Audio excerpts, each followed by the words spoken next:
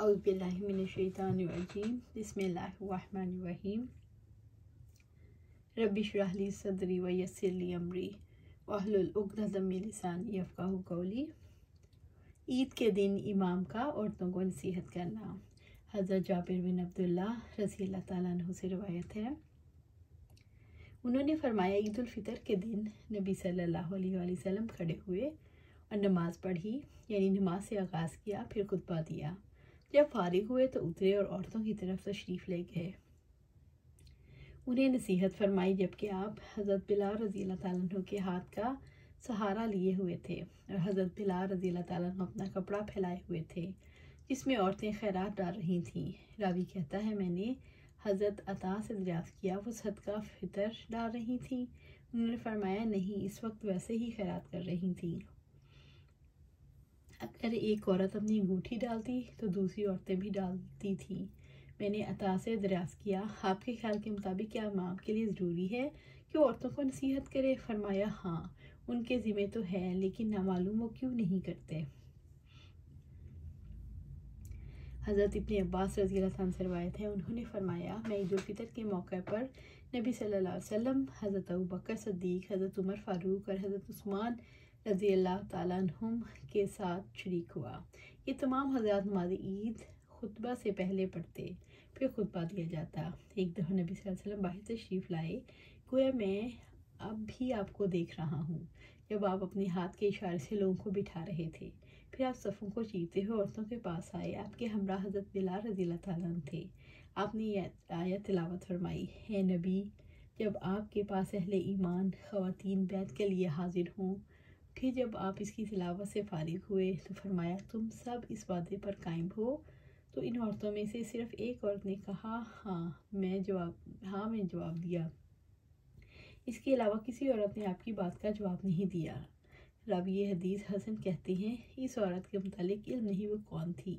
آپ نے فرمایا، تم صدقہ و خیرات کیا کرو۔ حضرت بلال رضی اللہ تعالیٰ عنہ نے اپنا کپڑا پھیلا دیا اور کہا کہ تم لاؤ، میرے ماں باپ تم پر قربان ہو۔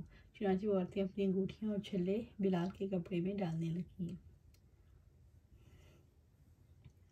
اگر عورتیں دور ہوں اور امام کا خطبہ عید نہ سن سکیں تو آج بھی انہیں الگ نصیحت کی جا سکتی ہے، بشرطے کہ کسی قسم کے فساد یا خطرے کا اندیشہ نہ ہو۔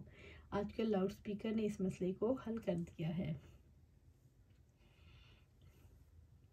جب کسی عورت کے پاس عید کے لیے چادر نہ ہو تو کیا کرے؟ حضرت حفصہ بن سیرین سے روایت ہے، انہوں نے فرمایا، ہم اپنی جوان لڑکیوں کو عید کے دن باہر نکلنے سے منع کرتی تھیں۔ چنانچہ ایک عورت قصر بن خلف آ کر مقیم ہوئی تو اس کے پاس پہنچی۔ اس نے بیان کیا، اس کا بہنوئی نبی صلی اللہ علیہ وسلم کے ہمراہ 12 غزوات میں شریک ہوا، اس کی بہن بھی 6 غزوات میں اس کے ہمراہ تھی۔ ہمشیرہ نے بیان کیا، ہمارا کام مریضوں کی خبرگیری اور زخمیوں کی مرہم پٹی کرنا تھا۔ انہوں نے عرض کیا، اللہ کے رسول، اگر کسی عورت کے پاس بڑی چادر نہ ہو، ایسے حالات میں اگر وہ عید کے لیے باہر نہ جائے تو کوئی حرج ہے؟ تو آپ صلی اللہ علیہ وسلم نے جواب دیا، اس کی سہیلی اپنی چادر میں سے کچھ حصہ اسے پہنا دے، تاہم انہیں چاہیے کہ وہ امور خیر اور اہل ایمان کی دعاؤں میں ضرور شمولیت اختیار کریں۔ حضرت حفصہ بنت سیرین نے کہا، جب حضرت ام عطیہ رضی اللہ تعالیٰ عنہ تشریف لائیں تو میں ان کی خدمت میں حاضر ہوئے، ان سے عرض کیا، آپ نے اس مسئلے کے متعلق کچھ سنا ہے؟ تو انہوں نے فرمایا، ہاں، آپ پر میرے ماں باپ قربان ہو، اور وہ جب بھی نبی صلی اللہ علیہ وسلم کا نام لیتی تو یہ جملہ ضرور کہتی، میرے ماں باپ آپ پر قربان ہوں۔ آپ صلی اللہ علیہ وسلم نے فرمایا، پردہ نشین دوشیزائیں یا پردہ نشین اور جوان لڑکیاں عید کے لیے ضرور جائیں۔ الفاظ کے متعلق راوی حدیث حضرت ایوب کو شک ہے، بلکہ حائضہ عورتیں بھی شریک ہوں،